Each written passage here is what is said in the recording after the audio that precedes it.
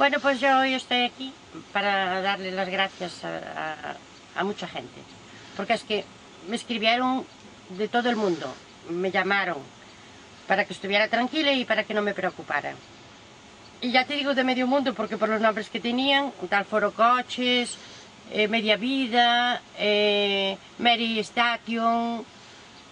O sea, que de aquí no son, desde luego. Bueno, y me tranquilizaron mucho, porque ya me dijeron que eso que no tenía radioactividad ninguna, que eso que tenía que ser o un MP3 o un botafumeiro, o así, una cosa de esas. Y la verdad que me quedé más tranquila. Después hubo algunos que, por lo visto, tengo que decirlo, algunos que les pareció un poco mal, que dijeron, bueno, los gallegos no somos así. Y eso es una cosa rara y que, bueno, que se avergonzaban de mí. Señoritos de La Coruña, de Santiago, por ahí. De esos que se ponen unas gafas así, de esas de pasta, ¿no sabes? Y ya les parece que la ignorancia que ya se va. Y lo que te decía, después vinieron los expertos.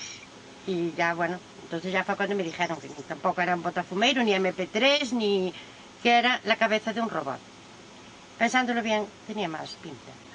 Porque hubo unos chicos que estuvieron aquí grabando una película y el robot era de un médico, por lo que dijeron, que hacía operaciones quirúrgicas a distancia.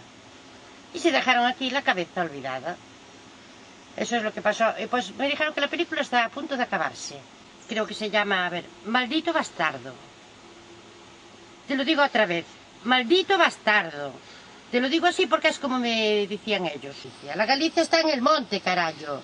Aquí donde están los robots, los sonis, las vacas, las cabras. ¿Verdad, Secundino? Secundino no quiere hablar porque dice que yo hablo mejor que él. Quiere que hable yo.